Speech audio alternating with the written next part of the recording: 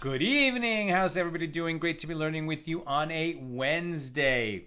Rosh Chodesh, Rosh Chodesh, Chodesh Tov. We welcome the new month of Sivan. And that means that Shevuos is right around the corner. In fact, it begins Sunday night. So we'll talk about Sunday. I mean, the holiday comes in so late that probably we'll just have our class at the regular time on Saturday. I mean on Sunday. Sunday at 6. But let me get back to you on that. I'll double check. Then we can't have class on Monday. And then Tuesday will come out of the holiday like really late. So it's going to be hard to do a class on Tuesday. So we'll publish the Shevuos schedule. But at any rate, today is Rosh Chodesh Sivan, so Chodesh Tov. Let's light up the darkness. And who's in the house?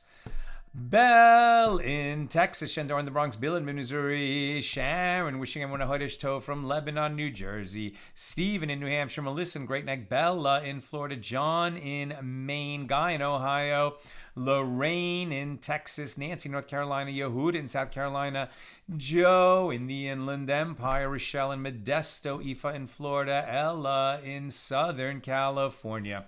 Also something to put in the back of your mind. I just got an invitation for the Siyum Hashas, so the big Siyum that will make, God willing, when we all complete our journey, 7.5-year journey through the Talmud. The last day on the schedule is June 7th of 2027. I think that the big Siyum at Giant Stadium, MetLife Stadium in New Jersey, is happening on June 6th. I think they might bring it up a day to do it on a Sunday at the stadium. And I don't know where they got my name, but they're inviting. You can get tickets as an individual or as a shiur, right? As a class. So let's start to get a sense of how many people would really like to make this happen. Maybe we go as a class. Now, most shiurim in the world are just men. We are men and women. Men and women do sit separately in the stadium. There's a massive mechitza. I think they spent like hundreds of thousands of dollars to create this mechitza. But maybe we can all sit like sort of the men and the women, two groups, but near each other.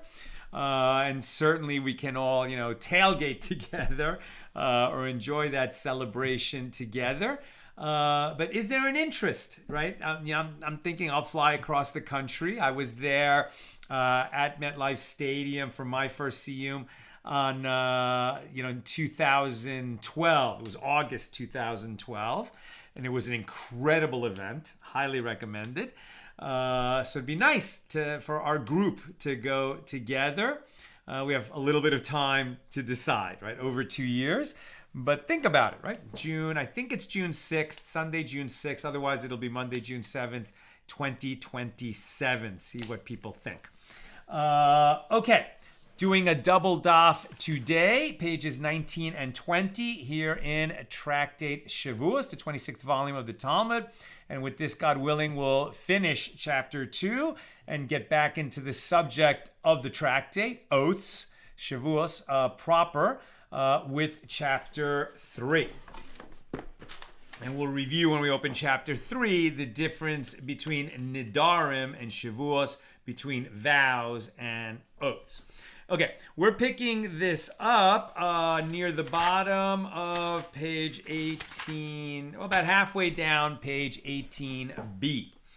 So our Mishnah, right, Mishnah number 1 here in chapter 2, teaches that Rabbi Eliezer says, with regard to the sliding scale offering, the verse states, or if a person touches any impure thing, whether it is the carcass of a non-kosher undomesticated animal, or the carcass of a non-kosher domesticated animal, or the carcass of a non-kosher creeping animal, and it is hidden from him so that he is impure.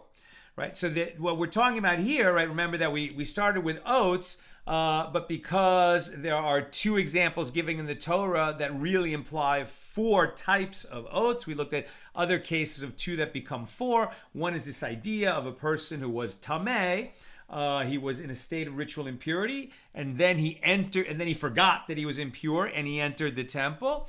And then he left, and then later remembered, oh my gosh, I was impure when I was in the temple. So there was an unwitting violation of the prohibition on being tamei, being impure, and standing in the holy temple or eating of holy offerings, that he becomes liable to bring the sliding scale sin offering. And it's 2 that become 4 because maybe he remembered that he was tamei, but he forgot that he was standing in the temple, or that the food that he was eating was part of an offering that can only be eaten while in a state of purity. So that's the 2 that become 4. Okay, now what we're going to talk about is, okay, well, he was tamei. He knew he was tamei. He knew that he was in a state of ritual impurity, but did he know exactly what kind of impurity? In other words, from what did he contract the impurity? What if he knows he's impure, but he's not sure what made him impure? Does this trigger the same liability or not? Right? So Rabbi Eliezer says it doesn't matter as long as he is impure, whether he knows what made him impure. So the juxtaposition of the words, and it is hidden, in Leviticus 5:2, to the words, a creeping animal, teaches that one is liable to bring the sliding scale offering when it was hidden from him that he had contracted ritual impurity from a creeping animal, but not when it was hidden from him that he was entering the temple or partaking of sacrificial food. Right? So in other words, Rabbi Eliezer doesn't hold by the 2 that became 4. He says, well, the law text, he forgot that he was tamei when he entered the temple. So it wouldn't cover, he knew he was tamei, but forgot he was entering the temple. So first we're going to cover that aspect of it. And Rabbi Akiva says that it is from the words, and it is hidden from him so that he is impure, that it is derived that one is liable to bring a sliding scale offering for a lapse of awareness about his impurity, but not for a lapse of awareness about the temple or the sacrificial food. So the Gemara asks, well, since Rabbi Eliezer and Rabbi Akiva agree about the law, that right, you bring this sliding scale offering only if you forgot that you were tamei, but you knew that you were standing in the temple, and they both agree on that, what difference does it make if they're deriving it from slightly different phrases within this law where it's stated in Leviticus 5:2? So Chizkiah says there is a practical difference between Eliezer and Akiva in a case where one initially knew that he had contracted tumah, but he did not know whether the tumah was contracted from a creeping animal or from the carcass of an unslaughtered animal. Right, a creeping animal, it's not kosher to eat, but when you come into contact with a dead creeping thing, a sheretz, it makes you tamei. Nevela, that's a kosher animal, but that was slaughtered in an unkosher manner. Right, it just died. It was torn. It was a kosher animal, but it wasn't shechted. It wasn't slaughtered in a kosher manner that would render it available for eating. That carcass also imparts tumah. So whether it's the dead creeping thing or the dead kosher animal that wasn't slaughtered properly, both become a source of tumah, of ritual impurity, and somebody who touches it becomes tamei. He's in the same condition. He's tamei, even though it was caused by something different. Well, what's the relevance here? Right? Rabbi Eliezer holds that for him to be liable to bring an offering, we require that he initially know whether he contracted that tumah, that impurity, from a creeping animal, or he contracted impurity from the nevela, the unslaughtered animal carcass. And if he never knew this, right, particularly from what he became tamei, then he does not become liable to bring the sliding scale sin offering, because it was never known to him what exact tumah he had. He knew he was tamei, but if he didn't know the source of the tumah, then it was not known to him initially what his tumah was, and that's why when he goes into the lapse of awareness and then later remembers that he was tamei, it doesn't actually trigger liability according to this Torah law. But Rabbi Akiva holds that for him to be liable to bring an offering, we do not require that he know the detail. Since he knows in general terms that he was tamei, it is not necessary to know whether he contracted that tumah from a creeping animal or from a nevela, from a sheretz or from a nevela. And Ula also says there is a practical difference between Eliezer and Akiva in a case where the person did not know whether he contracted tumah from a creeping animal or from a nevela. Ula did not say this explicitly, but rather he raises a contradiction between this statement of Eliezer and another statement of Rabbi Eliezer. And then he resolves it. And he asked, does Rabbi Eliezer actually say that in order to be liable to bring the sliding scale offering, we require that one initially know whether he became tamei from a sheretz or from a nevela?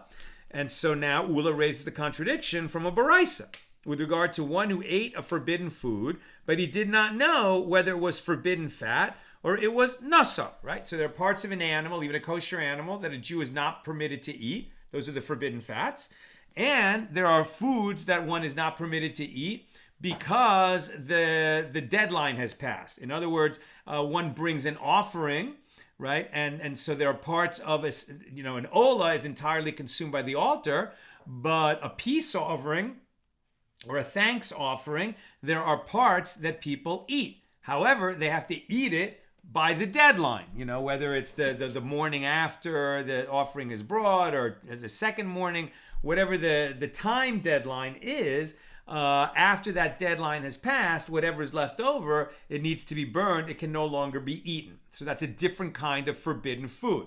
So whether it's, what's it called, a cherev, right? Forbidden fats is called cherev.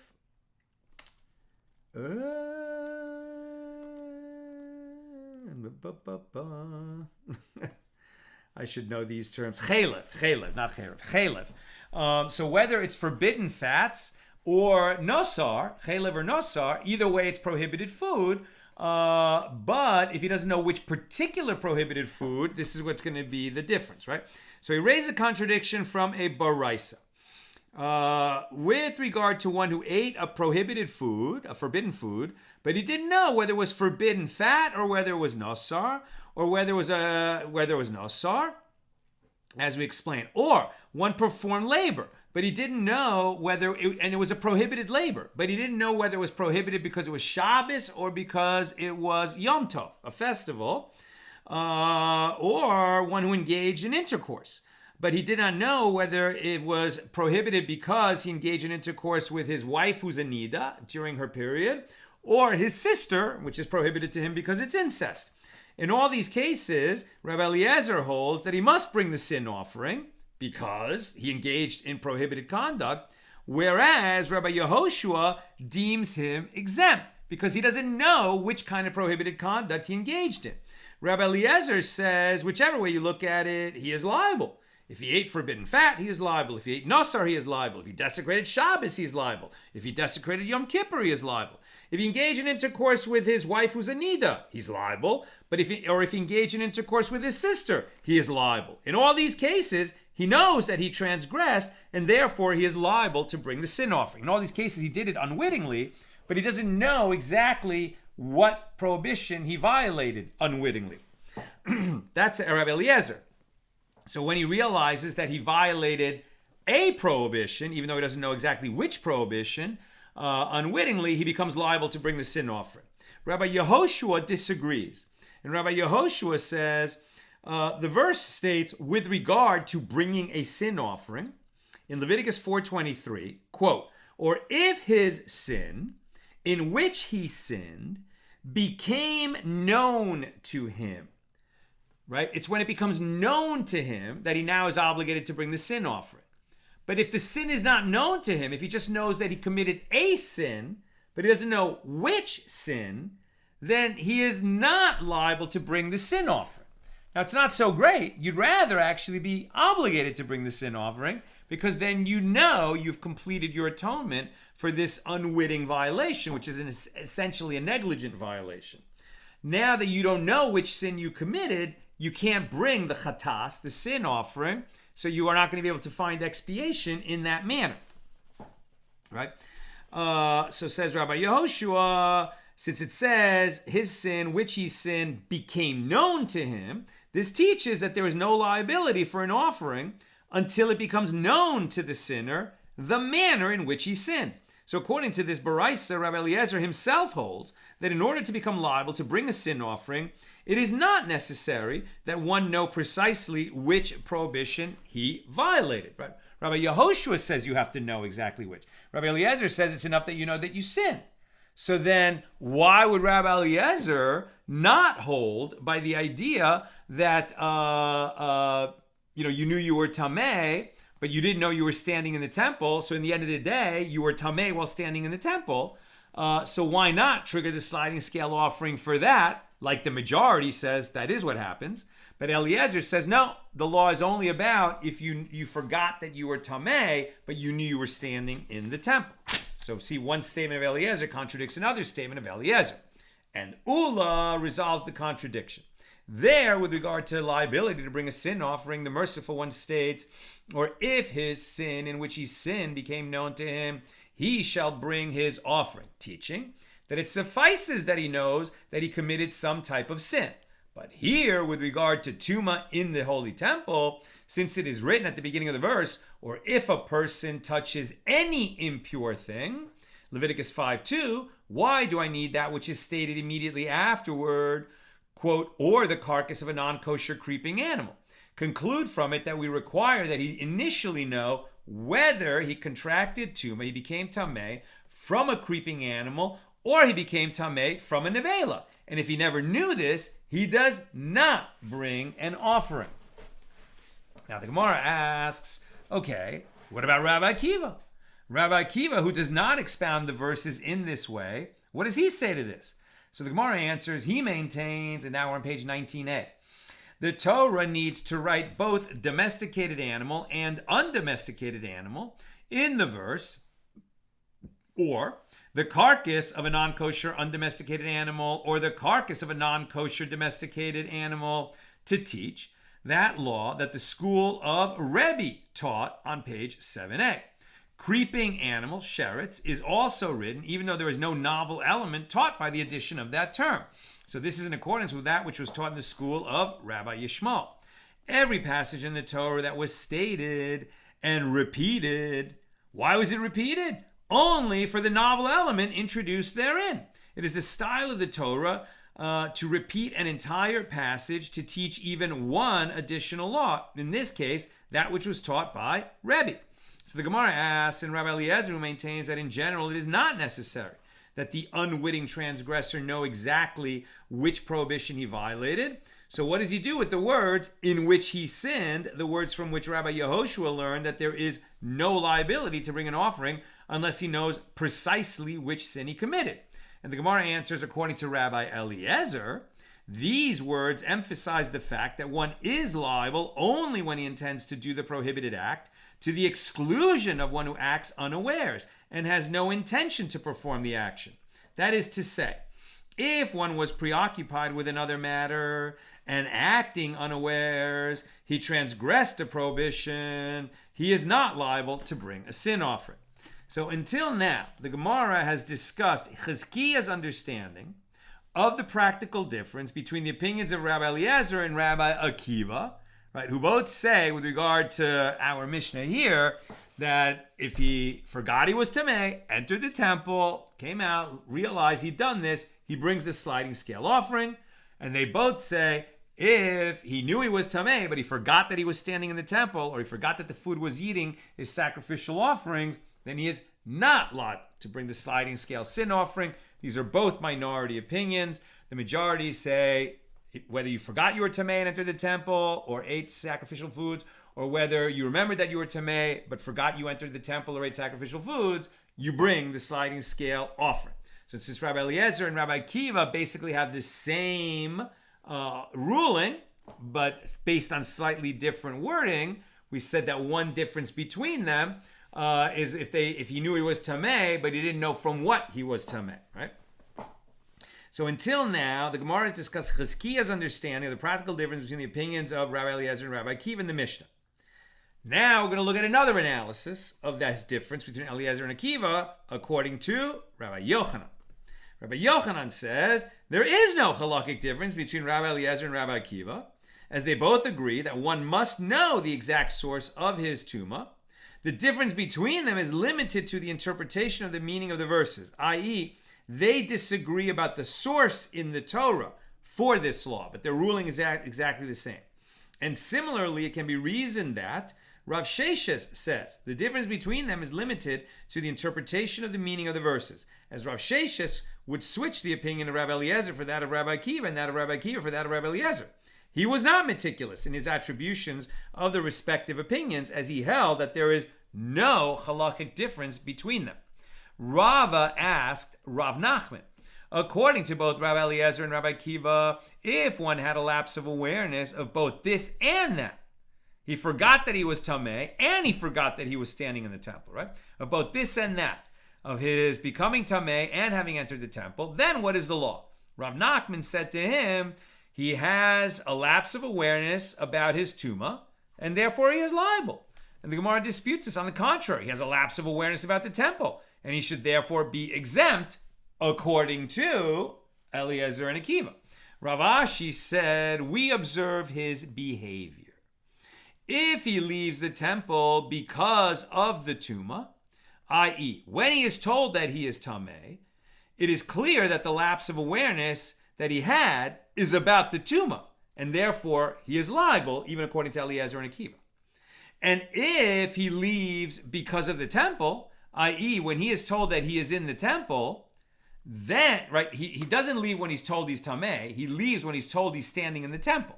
So then we know that his lapse of awareness that he had was about the fact that he was standing in the temple. Therefore, according to Eliezer and Akiva, he would be exempt from making the sliding scale offering.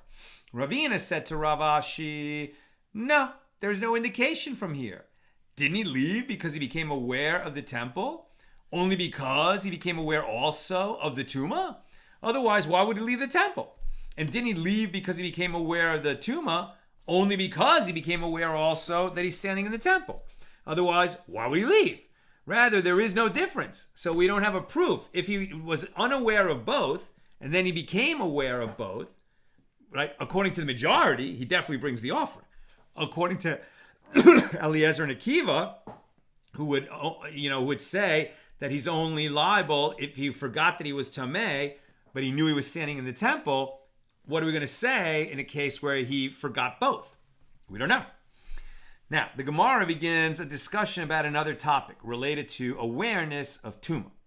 The sages taught in a baraisa, if there were two paths in a certain place, one of them tamei, as a corpse was buried there, and the other one tahor, pure, but it was not clear which of the two paths was tamei, and someone walked on the first path and did not enter the temple, and then afterwards he walked on the second path, forgot that he was tamei, and entered the temple.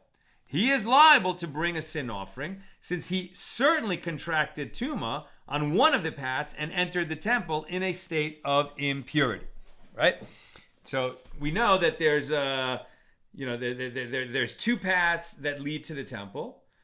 We know that there's a body buried under one of them. So if you walk over it, you become tamei, but we don't know which. So if a person, went down one of these paths and entered the temple, so we don't know if he became tamei or not. That's a case of uncertain tumah. But if he walked over both paths, walked over one path, entered the temple, came out, walked over the other path, and entered the temple again, now he certainly is tamei during one of those entrances into the temple. We don't know which of the times he was in the temple he was tamei, but we do know that he entered the temple twice, and on one of those he walked over a body. So he was tamei in the temple. Right? So what is the law? Rav Nachman said to him, well, he had a lapse of awareness about his tumah, and therefore he is liable. But the Gemara disputes this. On the contrary, he has a lapse of awareness about the temple, and he should therefore be exempt. Rav Ashi said, wait a minute. I'm sorry, I went back to the wrong place. The sages, so in this case, he is liable to bring a sin offering, since he certainly contracted tumah on one of the paths and entered the temple while tamei. Now, if he walked on the first path and entered the temple, and on the third day he was sprinkled with waters of purification to purify him from uncertain impurity imparted by a corpse, and on the seventh day he was sprinkled again, and he immersed himself in a mikvah, thereby completing his purification. And then afterwards, so now he's it's like he's tahor again, right? He might have become tamei, but he went through the whole purification of somebody who was tamei. So we would say the clock has reset. He's tahor again for sure, right? And then after all that purification, he walked on the second path and he entered the temple. He is liable to bring a sin offering, since one of the paths was certainly tamei, and he entered the temple after having walked on it. He might have gone through the whole purification after the first instance, but before he was purified, he walked over the body and entered the temple. Then he was purified, in case maybe he was tamei, and then he walked over the second path and entered the temple. So whichever way you look at it, even though there's a purification in between, he did walk over a grave and enter the temple on one of those paths.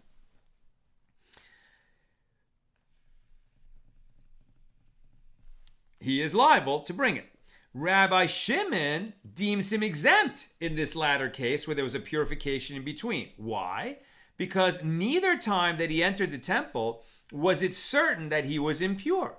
The first time, because he might not yet have become impure, and the second time, because he might have already purified himself. And Rabbi Shimon ben Yehuda, in the name of Rabbi Shimon, deems him exempt in all these cases. Right? So interesting. The first time he went through, he might have been pure, he might have been tamei, he might not, right? Then he went through a purification. So the second time, he might have been pure, he might not, right? So if you just measure what happened after each time it was a case of uncertain impurity. You can't say that he was definitely impure one of those times because, he was purified in between. And so that's why Rabbi Shimon ben Yehuda, in the name of Rabbi Shimon, deems him exempt in all these cases. Now the Gemara asks, does Rabbi Shimon ben Yehuda really exempt him in all these cases? Now we're on page 19b. Even in the first case where he walked on both the paths and did not purify himself in between? Well, this is difficult, as whichever way you look at it, he is tamei, since he certainly contracted tumah on one of the two paths. Rava said, what are we dealing with here? We're dealing with a case where he walked on the first path, and then afterward, when he was walking on the second path, he forgot that he had already walked on the first path. So that his lapse of awareness when he entered the temple was only a lapse of partial awareness. That is, when he entered the temple, he forgot only that he had walked on the first path, and for this lapse of knowledge by itself, he is not liable to bring a sin offering, as it is not certain that he became tamei there. Maybe he became tamei there, maybe he didn't. That is not that he knew he was tamei and forgot. He was never certainly tamei. That's why we're not going to hold him liable to bring the sliding scale offering. This is a little bit Schrodinger's cat situation for those who are familiar with that concept from physics and philosophy. Rava continues, and the Tanaim disagree with regard to this issue. The first Tana, who teaches that Rabbi Shimon deems the person exempt only when there was purification between the two entries, but not in the first case, maintains that we say that partial awareness of definite impurity is counted as complete awareness. And Rabbi Shimon ben Yehuda, who teaches that Rabbi Shimon deems the person exempt even in the first case, where there was no purification between the two entries, maintains that we do not say that partial awareness of definite impurity is counted as complete awareness, right? You have to be aware for sure that you were tamei, then you forgot, entered the temple, came out, and then you remembered that you shouldn't have done that. That's the sliding scale offering. But if you were never certainly tamei, because you didn't know which path you walked over, or whether you became tamei, you never had that certain knowledge, so we can't apply the sliding scale offering. New subject. This Baraisa that we've been analyzing teaches, if he walked on the first path and entered the temple, and on the third day he was sprinkled with the waters of purification, on the seventh day he was sprinkled again, and he immersed himself in the mikveh, and then he walked on the second path and entered the temple. So he was purified. Same idea again. Said he is liable to bring the sin offering, and Rabbi Shimon deems him exempt. And the Gemara asks, but why is he liable according to the first Tana? Each time he entered the temple, it was only with a lapse of awareness of uncertain impurity. He never knew for sure that he was tamei. So he knew that he might be tamei, and he forgot that. But he never had knowledge of certain tumah. So why would you ever trigger the offering? Rabbi Yochanan says, here, since he certainly contracted tumah on one of the paths and entered the temple in a state of tumah, they made awareness of uncertain impurity like awareness of definite impurity. And Reish Lakish says, right, because even though in each of the separate instances there was no certain tumah, if you look at the overall situation, sort of like overhead view, well, he did cross a grave and enter the temple on one of those journeys. So even though he couldn't know for sure when it was, he didn't have that awareness. Since overall it is definite, we're going to say that this lapse of awareness about uncertain impurity in a situation where there were two lapses of uncertain impurity that add up to certain impurity in one of the cases, we will treat it like a complete awareness. That's what Rabbi Yochanan is saying. And Rabbi Yochanan's colleague and dear friend and debate partner, Reish Lakish, says, in accordance with whose opinion is this? It is in accordance with the opinion of Rabbi Yishmael, who says, we do not require any awareness of impurity whatsoever at the beginning, before he enters the temple, and it suffices if it becomes known to him at the end that he had been tamei at the time of his entry. And of course, the Gemara raises a contradiction between this statement of Rabbi Yochanan and another statement of Rabbi Yochanan. And the Gemara raises a contradiction between this statement of Reish Lakish and another statement of Reish Lakish. We saw this earlier in the chat in this volume. As it is taught in a Baraisa, if one ate an item concerning which there was uncertainty as to whether or not it was forbidden fat, chelev, and he later became aware of it, and then he ate some other item concerning which there was uncertainty as to whether or not it was chelev, and he later became aware of it, Rebbe says, just as he would bring a sin offering for each and every one of his instances of consumption were he to learn that that what he ate was actually forbidden fat, chelev, so too he brings a provisional guilt offering brought by one who is uncertain as to whether he committed transgression that requires a sin offering for each and every one of his instances of consumption, if after each instance he became aware that he might have eaten forbidden fat. And Rabbi Shimon ben Yehuda and Rabbi Lazar, the son of Rabbi Shimon, said in the name of Rabbi Shimon, he brings only one provisional guilt offering. As it is stated with regard to a provisional guilt offering, he shall bring an unblemished ram for a guilt offering to the priest, and the priest shall make atonement for him concerning his unwitting transgression, wherein he unwittingly transgressed and knew not. Leviticus 5:18.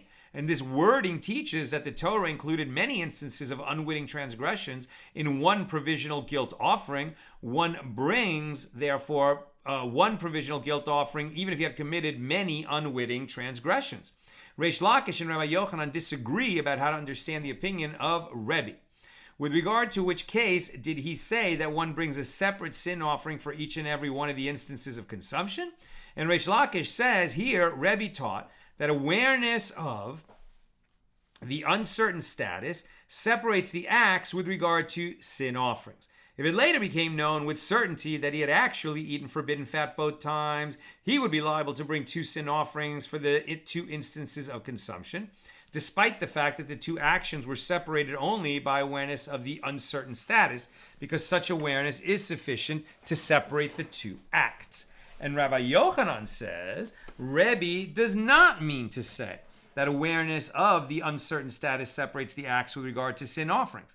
He merely established the principle that just as definite awareness in general separates the acts with regard to sin offerings, for example, where one ate forbidden fat and then became aware that it was definitely forbidden fat that he had eaten, and then he forgot, and once again he ate forbidden fat, so too awareness of the uncertain status separates the acts with regard to provisional guilt offerings. But awareness of the uncertain status does not separate the acts with regard to sin offerings. If the awareness between the acts was only awareness of the uncertain status, he does not bring a sin offering for each act when he later learns with certainty that it was forbidden fat that he had eaten. So evidently, Rabbi Yochanan maintains that awareness of the uncertain status is not like definite awareness, and Reish Lakish maintains that it is like definite awareness. And this contradicts what they said above. And so the Gemara says, granted, the apparent contradiction between one statement of Rabbi Yochanan and the other statement of Rabbi Yochanan is not difficult, as one can explain that Rabbi Yochanan is precise in his wording, as he says, here, with regard to impurity in the temple, being tamei while standing in the temple, they made awareness of the uncertain status like definite awareness on those two trips, right, where one path had a grave under and the other didn't. But they did not do so everywhere in the entire Torah. There is a basis for this distinction, as here with regard to tumah in the temple, awareness at the beginning is not written explicitly in the Torah, but rather is derived from and it is hidden from him, which indicates that there must be some awareness that it became hidden from him, and for this awareness of the uncertain status suffices at the beginning. But by contrast, they did not make awareness of the uncertain status like definite awareness everywhere in the entire Torah, meaning in other places, as it is written in Leviticus 4:28, or if his sin, which he has sinned, becomes known to him, which indicates that in general, we require full-fledged awareness at the beginning.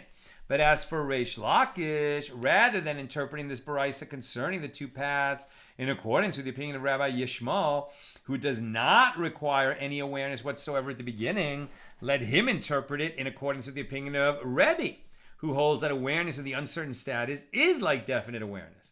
And so the Gemara explains Reish Lakish teaches us this, that with regard to tumah in the temple, Rabbi Yishmael does not require any awareness at the beginning. And the Gemara challenges, it is obvious that Rabbi Yishmael does not require awareness at the beginning, since he has no superfluous verses from which to derive such a requirement. Rabbi Kiva learns from the superfluous phrase, and it is hidden from him, that awareness at the beginning is necessary. But Rabbi Yishmael says that that verse serves to teach a different law, that one is liable to bring an offering for a lapse of awareness that he was entering the temple, right? Which Rabbi Kiva doesn't hold by that. So the Gemara rejects this challenge, lest you say, when Rabbi Yishmael does not accept this law requiring awareness at the beginning, it means that he does not derive it from a verse, but he accepts it as a tradition. To counter this, Reish Lakish teaches us that according to Rabbi Yishmael, there is no requirement whatsoever for awareness at the beginning. And that's the end of chapter 2. This was very difficult. I just taught it. I would be hard-pressed to recount what I just taught. This is really difficult. So God willing, Mashiach comes in 5 minutes or sooner, or tomorrow, or the next day, or as soon as Mashiach comes, and the Holy Temple is rebuilt in Jerusalem, and we are all transported to the Holy Land. And we're all going to have to go through a purification before we can enter, because we all have corpse tumah. We've all walked over graves. We have no idea when or how. They're all over the place. So we'll all have to be purified. So no one will enter the temple until there is a red heifer, right? So that with the para aduma, the red heifer, it'll be, slaughtered in the proper manner on the Mount of Olives. The ashes collected, combined with waters, for the waters of sprinkling, will be sprinkled. We'll immerse in the mikvah on the 3rd and 7th day. And then we'll be ready to enter the Holy Temple.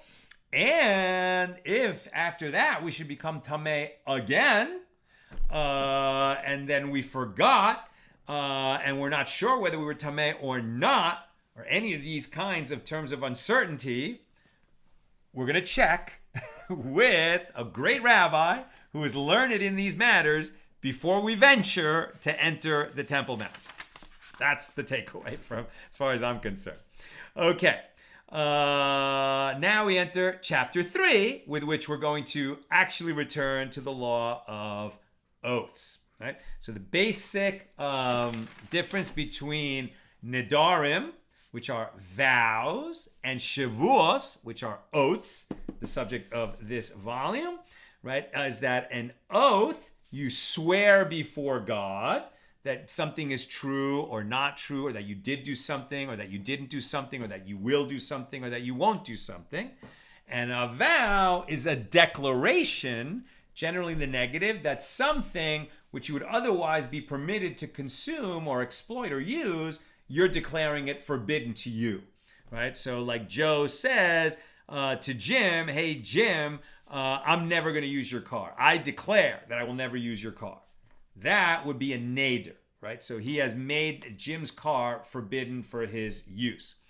An oath would be more like, I swear before the Lord that I will not, use that car, or that I did not use that car in the past, right? So it's the language of declaration versus the language of swearing before God in a kind of holy manner. There's some other differences as well, but that's some of the basics. Okay, some of the relevant verses that are going to be employed here. Exodus 20, verse 7. You shall not take the name of the Lord your God in vain, for the Lord will not hold him guiltless that takes his name in vain. Leviticus 19:12, and you shall not swear by my name falsely, so that you profane the name of your God. I am the Lord. And Leviticus 5:4, or if anyone take an oath clearly with his lips to do evil or to do good, whatever it be that a man shall utter clearly with an oath, Shevuos, and it is hidden from him, and when he knows of it, be guilty in one of these things, right? So somebody swore an oath, then he violated it by mistake, and then he realized that he had violated his oath. He would become liable to bring some kind of an offering. If it was intentional that he violated his oath, then he doesn't qualify for a sin offering. He'll have to make atonement a different way. Now we continue on page 19b with Mishna number 1 of chapter 3. With regard to oaths, Shevuos, attesting to the truth about an utterance, which when violated render one liable to bring the sliding scale offering, there are 2 types that are actually 4. That's how we got into the whole digression of the first 2 chapters, 2 that are 4.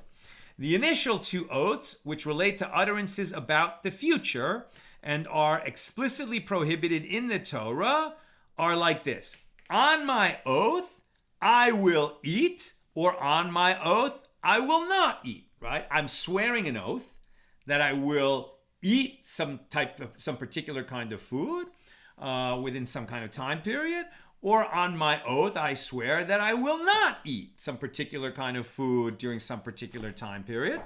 Those are the ones about future behavior that are explicitly stated in the Torah, and the sages derive that it's just implied that therefore the same law would be triggered if you swore falsely about something you had already eaten. If you say, on my oath, I did not eat cherries yesterday, or on my oath I did, then you would, and you swore falsely, then you would, and you did it unwittingly, then you would be liable to bring that sliding scale sin offering. Second matter in this Mishnah, if one says, on my oath I will not eat, and he then ate any amount, even less than an olive bulk, he is liable. There's no minimum measure. If he says, on my oath I will not eat, then even the tiniest crumb of that thing that he swore not to eat, and he eats it, he has violated his oath. This is the statement of Rabbi Akiva. The rabbis, right, the majority, said to Rabbi Akiva, where do we find that one who eats any amount is liable, leading you to say that this person is liable? Right? We always have minimum measure. How can you say any amount makes you liable? And Rabbi Akiva said to them, and where do we find one who speaks and is liable to bring an offering for it? As this oath taker, his action is speech, merely speaking, i.e. he takes an oath and brings an offering for it. It's interesting because I just read in Pirkei Avos today, which I'm studying with a friend, how important it is that when we pray, it's not just thoughts. We have to take an action. So I'm like thinking, oh, well, if you have to have an action while you're praying, does that mean that we have to be moving back and forth? Is that what I think it was Rabbi Shimon was saying in, I think it's chapter 3 or chapter 2, Mishna 20, I can't remember. But no, he was saying speech, right? That when you pray, you have to utter the prayer with your lips, and that makes it an action. But what we're seeing here is that normally speech is not considered an action with respect to triggering liability to bring a sin offering, unless the speech that is uttered is a vow and then you violate the vow. So that's Rabbi Akiva's question, right? So where else do we find that a vow, where else do we find that mere speech can trigger bring a sin offering? Therefore, since we have that rare condition in the Torah, any amount can trigger the sin offering if you violate your vow, right? By even eating a crumb. And that actually is the law. Okay, now the Gemara. The Gemara asks, is this to say that phrasing an oath as on my oath I will eat always means that I take an oath that I will eat? And the Gemara raised a contradiction from this wording, right? Like, when have you actually uttered an oath? What is the formula that results in you are bound by an oath, right? Because a person doesn't always say, I swear, before God that I will do such and such, or I will not do such and such. Sometimes he says, on my oath. And it's as if he said, I swear before the Lord that I will or won't do something. If you say the words on my oath, then you have, as my Shevuos, then it's the same as saying I swear before God. And so now we're going to look at these formulas, the wording of a particular statement. Did it create an oath or not? So is this to say that phrasing an oath as on my oath I will eat always means that I take an oath that I will eat? And so the Gemara raised a contradiction from a Mishna tractate in Nedarim, page 16a.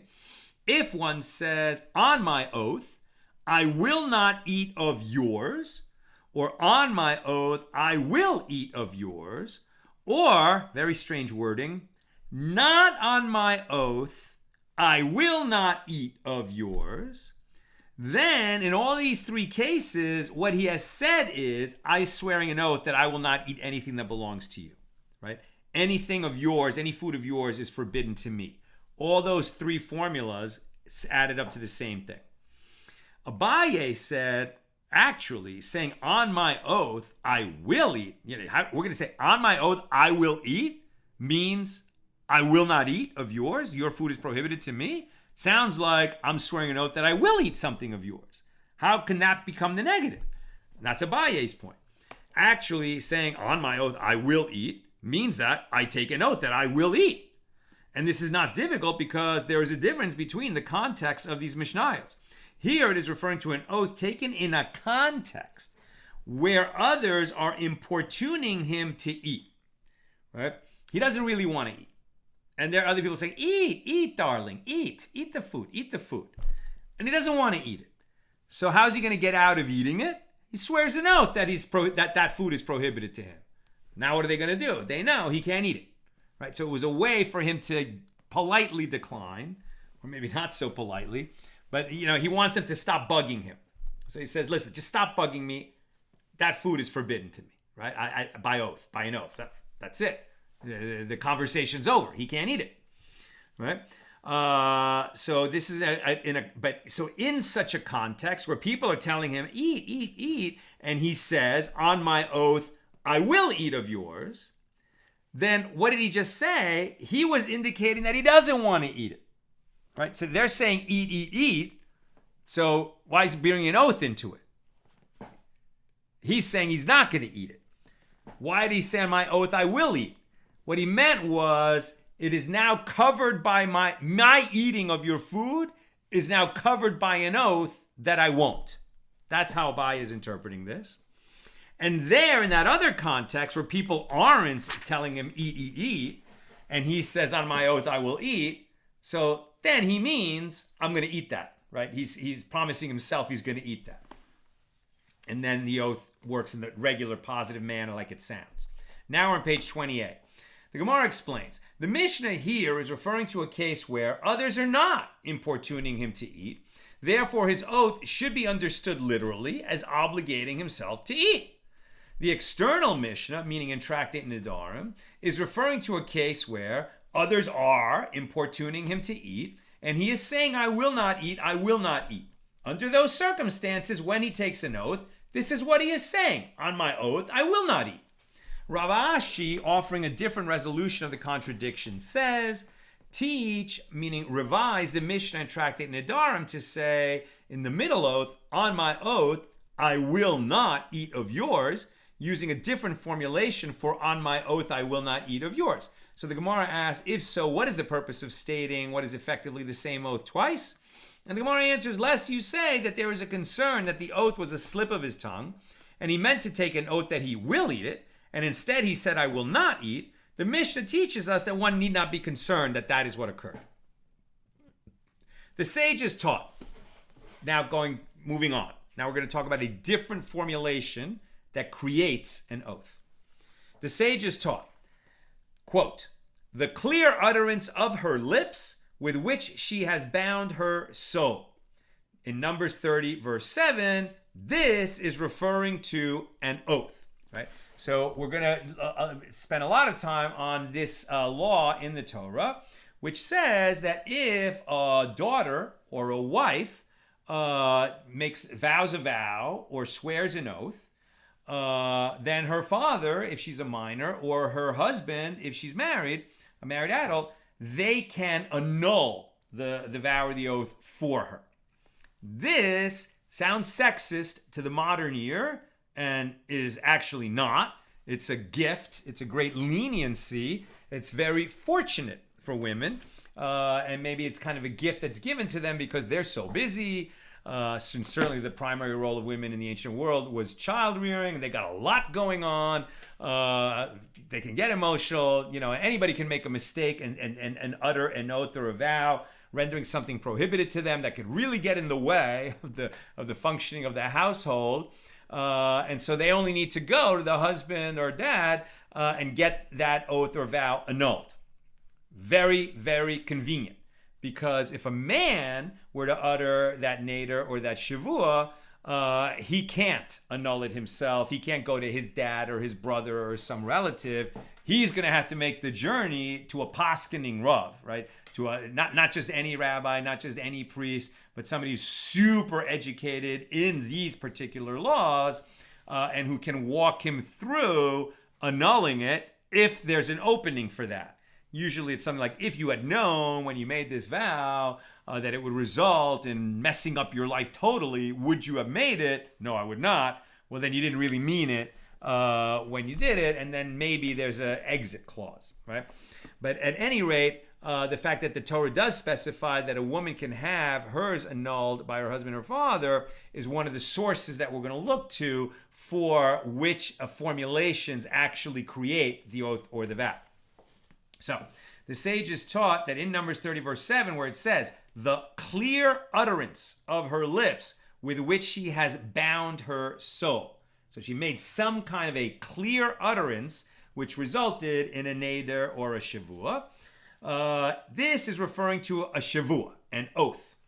And, quote, a bond with which she has bound her soul in Numbers 30, verse 5, is also referring to an oath, right? It's the equivalent of swearing before God that you will or won't do something or that you have or haven't done something. So with regard to the prohibition invoked by the word bond, if you say a bond is an oath, he is liable, but if not, he is exempt. So the Gemara seeks to explicate this baraisa. If you say a bond is an oath, but you already said that a bond is an oath. So Abaye said, this is what the baraisa is saying. The phrase clear utterance is an oath, whereas the word bond is the association of some object or action with a matter that is already covered by an oath. What is the prohibition invoked by the word bond? So if you say that creating an association with an oath is like explicitly expressing an oath with his own mouth, then he is liable to bring an offering for unwittingly violating the oath and to receive lashes for doing so intentionally. Right? So let's put it this way. It is prohibited for me to eat pork because I'm a Jew. Right? So if I say, bli neder, not a Shevuos, I'm definitely just teaching example. Or let's say if a Jew says, that apples will be like pork to him. Has he made an oath? Or has he made a comparison, right? Has he said that apples are now going to be prohibited to him like pork is prohibited to him? Or perhaps he said that the previous day he said, he says that apples are going to be prohibited to him. He's swearing an oath that he will no longer eat apples. Apples are going to be, he swears that he will never eat an apple again. Right? And then the day after that, he says, and oranges are going to be like apples to me. Right? He didn't swear any kind of an oath about oranges, but did he bind oranges to apples? And for apples, he had already sworn an oath. So now oranges are going to be prohibited to him also the way he made apples prohibited to him, or not. Right? That's kind of the sort of what we're examining here. Right, but if not, so if you say that creating an association with an oath is like explicitly expressing an oath with his own mouth, then he is liable to bring an offering if he unwittingly violates the oath, or receive lashes if he does so intentionally. But if it is not like stating an oath explicitly, then he is exempt. Right? In my case of he said oranges are going to be like apples. If a bond creates an oath, then if he eats oranges unwittingly, he should have to bring the sin offering. But if he's just saying they're going to be bound to apples, they're going to be like apples, then maybe it's not triggered. So the Gemara analyzes Abaye's explanation. From where may one derive that clear utterance is an oath? Now, clear utterance was meant to, like the simple meaning is that somebody says, I swear an oath that these things are prohibited to me. But what if they say, I hereby make a clear utterance about apples? Right? Now, the phrase clear utterance is used in the Torah, apparently, to indicate that somebody's making an oath to render something prohibited. So therefore, are we going to say that when they use that phrase, it creates an oath or not? Right? From where may one derive that the phrase clear utterance does? If somebody uses the phrase clear utterance, he has created an oath. One derives it from the verse written with regard to an oath on an utterance, as it is written, or if anyone take an oath to clearly utter with his lips in Leviticus 5:4. And the Gemara asks, isn't bond also referring to an oath? As it is written, every vow and every oath of a bond to afflict the soul, her husband may let it stand, or her husband may make it void. So rather, from where may one derive that a bond is the association of some object or action with another matter that has been prohibited by an oath? One may derive it from the verse, as it is written, or bound her soul by a bond with an oath, in Numbers 30:11, which indicates that the bond is associated with a pre-existing oath. And the Gemara asks, isn't the term clear utterance also associated with an oath in a verse, as it is written, whatsoever it be, a man shall utter clearly with an oath? So rather, Abaye said the fact that clear utterance means an oath is derived from here. And if she be married to a husband while her vows are upon her, the clear utterance of her lips with which she has bound her soul, while in that verse it does not state oath, with what does she impose a prohibition upon herself? She does so with clear utterance, indicating that the phrase clear utterance is referring to an oath. So Rava said, actually, I will say to you that association with an oath is not like expressing an oath with one's own mouth. And this is what the Baraisa is saying. Clear utterance is an oath. Bond can also be an oath, but it is ambiguous. And the verse placed the wording of the prohibition of a bond between that of a vow and that of an oath. Therefore, if one expressed a bond with the language of a vow, it is a vow. If one expressed it with the language of an oath, it is an oath. The Gemara asks, where did the verse place the word for bond between a vow and an oath? And the verse states, and if she vowed in her husband's house or bound her soul by a bond with an oath. Numbers 30, verse 11. So the Gemara comments, Abaye and Rava both follow their own lines of reasoning, as it was stated with regard to one who associates some object or action with another matter that has been prohibited by an oath. Abaye says it is like explicitly expressing an oath with his mouth, and Rava says it is not like explicitly expressing an oath with his mouth. And the Gemara raised an objection from a Baraisa. What is the bond mentioned in the Torah? A bond applies to one who says, it is incumbent upon me that I will not eat meat and that I will not drink wine, like on the day that his father died. And this is a way where he would be referring to his own. So in other words, this is a person who lost his dad. So on the day of the father's death, he doesn't drink meat or wine because he's in mourning, acute mourning.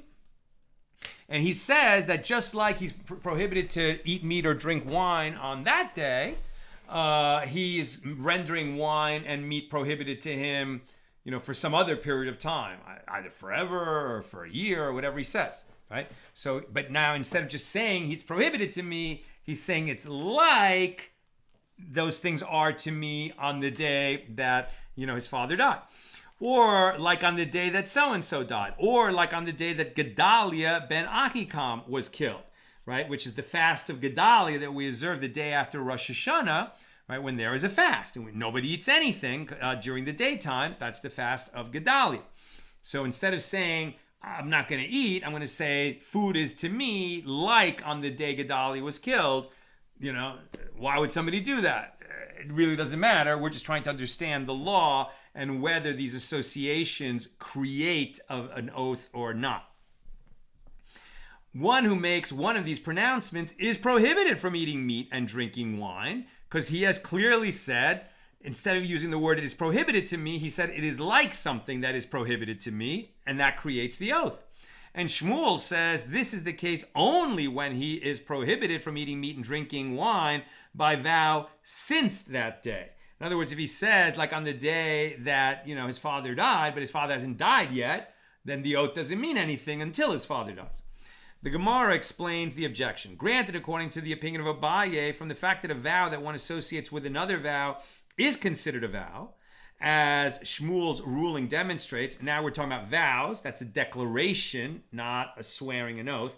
A vow, he's just saying he's declaring that something is prohibited to him. That's enough for a vow to take effect. That's a neder, right? As Shmuel's ruling demonstrates, one may conclude that an oath, a Shevuos, right, swearing before God, that one associates with another oath is considered an oath. Now we're on page 20b. The hour is late, so I won't go as far as I was planning. There's a convenient break right here, so I'm almost done. Questions or comments? Let's get them in now. But according to Rava's opinion, that association with an oath is not considered an oath. The Baraisa poses a difficulty, as it indicates that association with a vow is considered a vow. A corresponding rule should apply to an oath. So the Gemara answers, Rava could say to you, resolve the difficulty posed by the Baraisa and say that the Baraisa teaches this. Which is the bond of a vow mentioned in the Torah? When is a bond, i.e. the acceptance of a prohibition on oneself, considered a vow? According to Rava, bond in the verse is not referring to association. It has a different meaning. Rather, it is referring to one who says, it is incumbent upon me that I will not eat meat and I will not drink wine, like on the day that his father died, or like on the day that so-and-so was killed. And Shmuel says this is the law only when he is prohibited from eating meat and drinking wine by vow since that day, for example, the day his father died.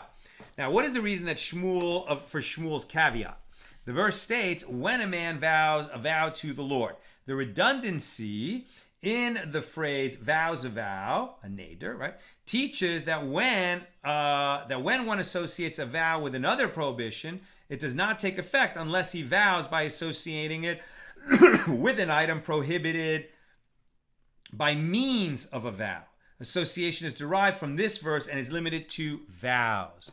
Therefore, the example I gave before, if I said that, or if Joe says, apples are going to be to him like pork, right? And Joe is Jewish. So pork is prohibited to him, not because of a vow. Pork is prohibited to him because he's a Jew, and pork is prohibited to him. So if he says that apples are like pork, He hasn't created a vow. But if he says it is incumbent on me never to eat apples, that's a vow. And then if he later says oranges are to me like apples, then he's associating one vow with another. He's associating one thing with another, one vow with another. Then that creates a vow. He's associating with another vow. Therefore, the oranges becomes like a vow, according to this. The Gemara discusses the Baraisa, one who says, it is incumbent upon me that I will not eat meat and I will not drink wine like on the day that his father died. The Gemara asks, isn't it obvious that he is prohibited from eating meat and drinking wine? Why does the Baraisa need to mention that specific example of a vow concerning the day his father died? And the Gemara answers, it was necessary that the Baraisa state that the vow takes effect for the sake of the other example, like on the day that Gedaliah ben Ahikam was killed. Otherwise, it may enter your mind to say, since even if he did not vow to refrain from eating meat or drinking wine on that day, they would be prohibited to him anyway, as it is a public fast day.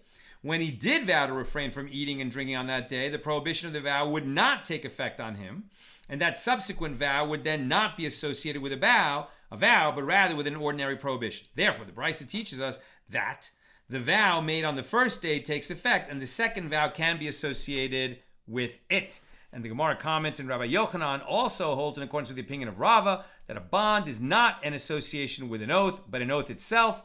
As when Ravin came from Eretz Yisrael to Bavel, he reported that Rabbi Yochanan says, if one says, by my clear utterance, I will not eat of yours, or on my bond, I will not eat of yours, it is an oath. That is an oath, right? Even though he didn't say, I swear before God, but he used clear utterance, and that phrase is associated in the Torah with oath, and the word bond, according to Rabbi Yochanan, is associated with oath. So whether he said, is my clear utterance, or whether he says it is my bond, it's as if he said, I swear before God that I won't, and it creates an oath.